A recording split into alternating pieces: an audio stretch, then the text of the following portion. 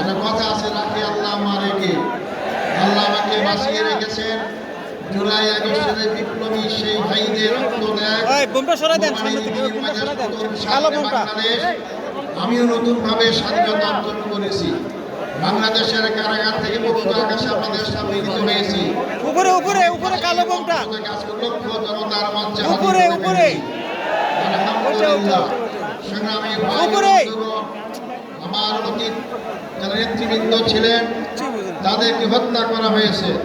আমার রায়ে সুপ্রিম কোর্টের 7 জন বিচারপতি একমত হয়ে এটাকে একটা সাজানো নাটক আখ্যায়িত করেছেন। আমাকে জুডিশিয়াল কিলিংয়ের মাধ্যমে আমাদের হত্যা করা হয়েছে, আমাকে হত্যার আয়োজন করা হয়েছিল।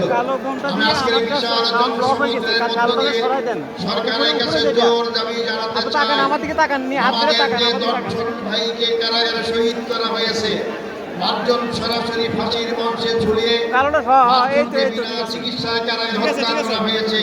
এই হত্যাকাণ্ডের সঙ্গে যারা যেখানে যেভাবে যতটুকু জড়িত তাদেরকে আইনের আওতায় নিয়ে আসতে হবে এবং তাদের শাস্তির বিধান করতে হবে। সেই সমস্ত পরিবারের সদস্যদেরকে ক্ষতিপূরণ দিতে হবে। আমি সেই দাবি আপনাদের সামনে আমার এই সরকারের কাছে জোর দাবি করছি। সংগ্রামী ভাই বন্ধুগণ, তাদের কি অপরাধ ছিল? তারা বাংলাদেশ ইসলামী হুকুমত কায়েম করে আন্দোলন করছিলেন। তারা বাংলাদেশের আধিপত্য শক্তির হাত থেকে বাংলাদেশ রক্ষার আন্দোলন করেছিলেন। শোষণ জুলুম নির্যাতনের হাত থেকে বাংলাদেশের 18 কোটি মানুষকে মুক্তির আন্দোলন করেছিলেন। এটাই ছিল তাদের অপরাধ। তাদেরকে ফাঁসি দেওয়া হয়েছে। ফাঁসির মাধ্যমে তারা মনে করেছিল বাংলাদেশের জামাত ইসলামীর আন্দোলনকে স্তব্ধ করা যাবে, নিশ্চিহ্ন করা যাবে। আজকে 15.5 বছর পর এই লক্ষ লক্ষ লোকের সমাবেশকে প্রমাণ করে না ইসলামী আন্দোলনকে হত্যা, ইসলামী আন্দোলনকে ফাঁসি নির্যাতন করে নিশ্চিহ্ন করা যায় না। ইসলামী আন্দোলন হচ্ছে একটি খরস্রোতা নদীর মতো। নদীর সামনে যে নামে আপনি বাদ দেন না কেন, খরস্রোতা নদীর পানি তীব্র গতিতে সামনে অগ্রসর হয়, বাঁধ ভেঙে সামনে যেতেই থাকে।